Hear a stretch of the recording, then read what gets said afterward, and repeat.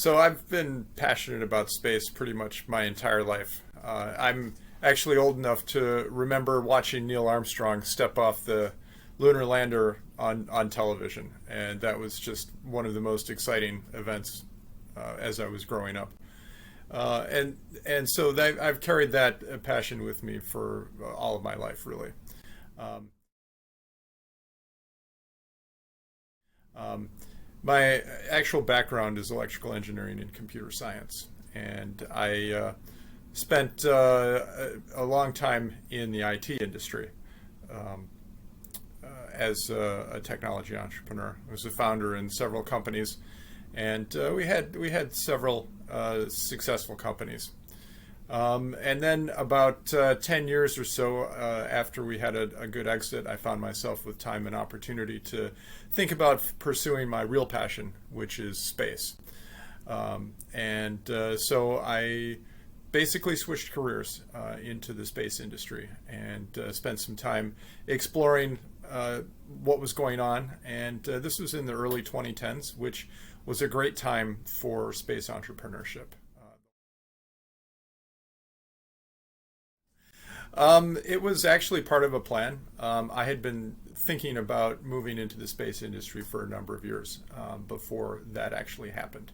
And so the feeling had been that it would be a good opportunity, and I had an idea that there would be a period of time that would be when space would start to expand as an area of opportunity. It turned out that insight was relatively correct. And so the last decade was a great time to be a space entrepreneur. Thousands of new startups were being created in the space industry. And there's just a huge opportunity. Those opportunities still exist, and they continue to grow. There are new opportunities in space really all the time now.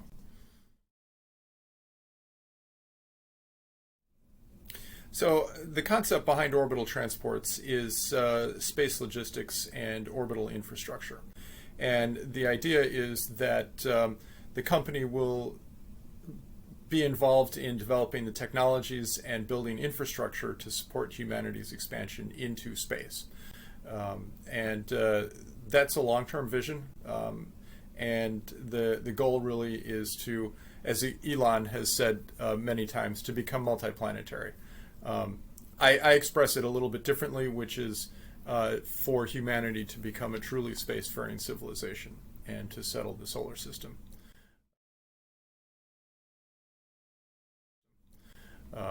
The driving force behind that is the availability of resources in space. Planet Earth floats in a sea of resources far beyond our wildest imaginings of what's available and what is really out there.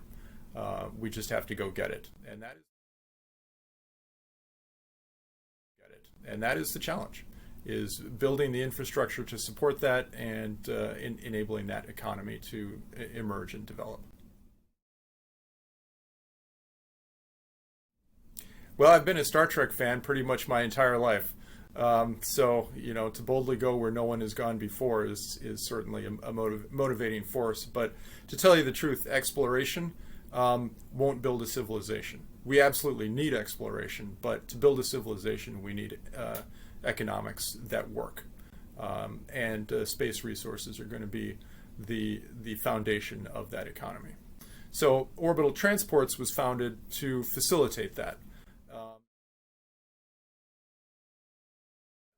And as a space logistics company, our goal is to bring the tools and the technology and the transportation and the gas stations to the people who are building that economy. What we are focusing on right now is the small sat industry. And the reason is because the small sat industry is growing very rapidly, and there are a lot of opportunities for companies to get involved. So it was a good place for us to enter the market. And to provide logistics for small sat missions, that means we help customers who want to put something in space, they want access to space or space data, But building spacecraft and operating space missions is not their primary business focus. So we enable them to outsource the hard parts of the space mission so they can focus on what their primary business model is. And so we deliver small satellite missions, and there are a variety of different applications for those, which we support. The simplest one is a service that we call Get Spaceborne, and this enables people who have a payload, and that could be a number of things. It could be an Earth observation instrument. It could be a new technology that they want to demonstrate on orbit. It could be a communications technology, a number of things. And we will put that payload into space on a rideshare spacecraft. So their payload will go along with several other customer payloads on the spacecraft. It gives them an easy access to space. We take care of integrating the payload into the spacecraft, getting the vehicle launched, and operating it on orbit. So they get their payload in space, and we get the data back for them. And there's a range of solutions. So what I was just describing is hosted ride shares for payloads. If a customer has a need to actually build their own satellite, and there are use cases where that is a more appropriate solution, then we can certainly help them with that as well. We'll design the spacecraft, we can get it built and tested, we'll find the launch opportunity for them, operate the mission in space, and get the data back for them.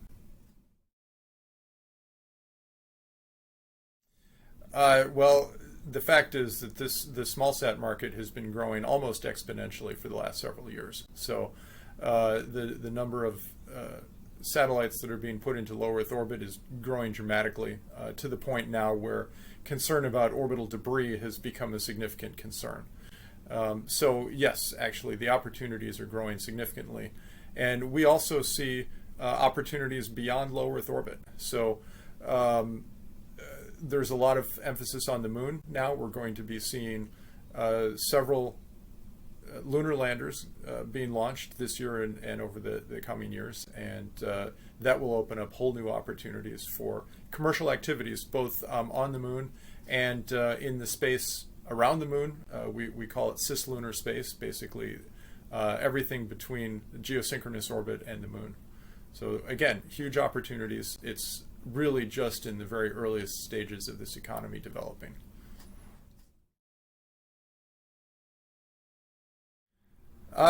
Finding an opportunity that would make sense and we could really grow on. That was probably the largest hurdle. I explored several ideas initially that for one reason or another just didn't pan out. But as an entrepreneur, you persevere, you pivot as necessary, and you keep going until you find something that works.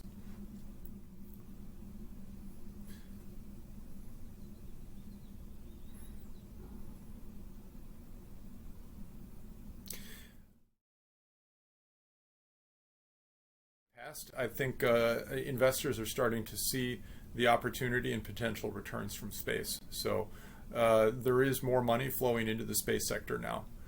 So I think raising money is always a challenge.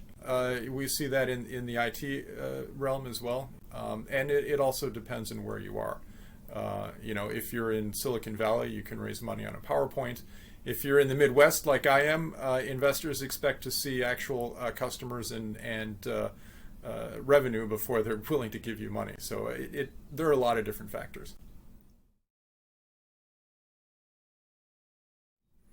I think Chicago is a great place to build a space industry. There currently is not much of a space industry, but Chicago is a world-class city. We have world-class educational institutions, research and development activities going on here. We have multiple world-class universities, University of Chicago, Northwestern University, University of Illinois, and then of course there are other regional universities that feed into really a highly educated technical workforce. Chicago is an old manufacturing town and still has a huge manufacturing community that is quite vibrant. It is a financial center, it's a transportation hub, and so all of the ingredients are here for Chicago to become a major player in the space industry. And I see that manufacturing background in Chicago as actually being a potential base for building companies that are interested in doing in-space manufacturing, developing technologies for actually manufacturing products in microgravity, in the vacuum of space, and long-term using space resources. Well, sure. When you talk about the space industry, people think, oh, Florida or Texas or Colorado or Southern California. And there certainly is a large base of space industry in those areas. But as I say, there's no reason why it can't happen here.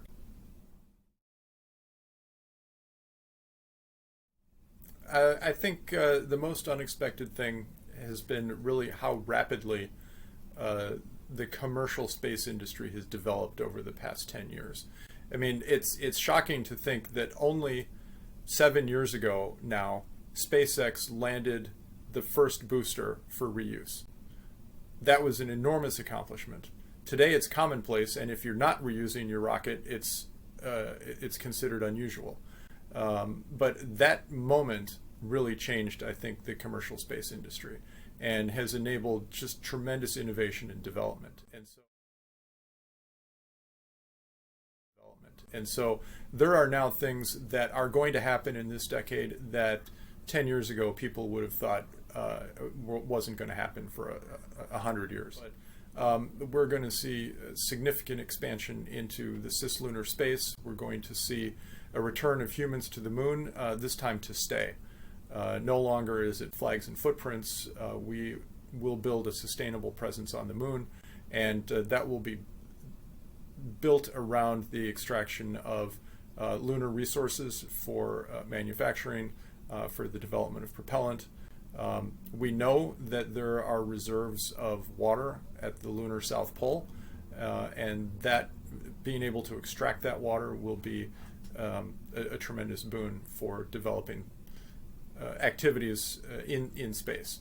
Orbital Transports will be there to facilitate that. We will help build the infrastructure to make that possible. I mentioned gas stations in space.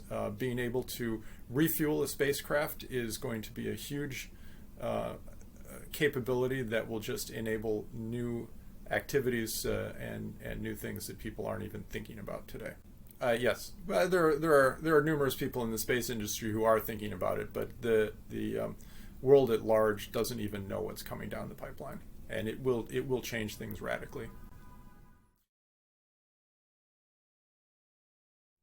Well, let me give you an example. You woke up this morning, you looked at your cell phone to see what the weather was going to be. Then to go to work, you probably put in the address into the GPS in your car, and you followed the instructions that it gave to get you there. You got up to the second reports about traffic along the way. Then you sat down and got on a Zoom to talk to somebody halfway around the world in real time. All of these things have revolutionized the way that we work and do business and play, and they're all enabled by space technologies. And that has happened over the last 15 years, say.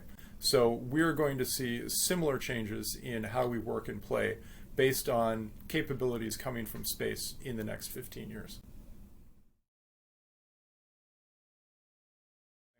I think our migration into space and opening up of the solar system really in the large will benefit humanity in the long run.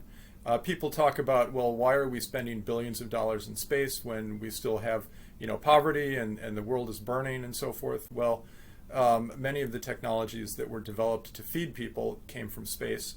All of the technology that we use to monitor the climate and understand the weather patterns and how they're changing, all of that came from space. And so that money is not being thrown away. It is actually helping people here today. And as we continue to develop the economy in space, it can only help. I think another place where we see interesting things happening is international cooperation. Despite the current geopolitical climate, companies or countries continue to cooperate on the International Space Station. The fact is, space is hard. Space is a dangerous place, and we need to work together and cooperate in order to survive there. In 5 years, I would expect to see us moving into actively supporting economies around delivery of space commodities, the most important one being propellant. As I said before, being able to refuel spacecraft will be another revolutionary change. That will be driven by the deployment of large orbital propellant depots, and that will in turn drive an economy of space commodities. So we will be involved in making that happen, and then as humanity pushes further out into space, I expect we'll be involved in supporting habitats in distant orbits on the surface of the moon. We'll be involved in supporting missions to near-Earth asteroids to explore resources for extraction. All of these things will be happening within the next 10 years. No, I'll go back to 2001: A Space Odyssey, and I remember watching that movie in the theaters when it first came out, and that movie remains today my vision for what our future in space is going to look like. And so what I would look for is frequent human transportation to orbit. I would look for habitats where people can visit, work, play in orbit around the Earth. I would look for frequent transportation to settlements on the moon. And I have this secret desire to build a spacecraft for deep space exploration along the lines of the SS Discovery. One of the reasons why I felt I was able to make the transition to the space industry effectively is because I have always considered myself to be a systems engineer rather than a programmer in the IT industry. And so I was able to take that experience in designing, building, and managing complex systems and transfer that into the space industry. It's the same processes, the same way of approaching things, the same ways of managing projects. The technology underneath has changed. I mean, it's different, but from my perspective, it's all engineering. It's all systems engineering. People are unpredictable, and engineering is based on physics, and physics we can calculate. People are unpredictable.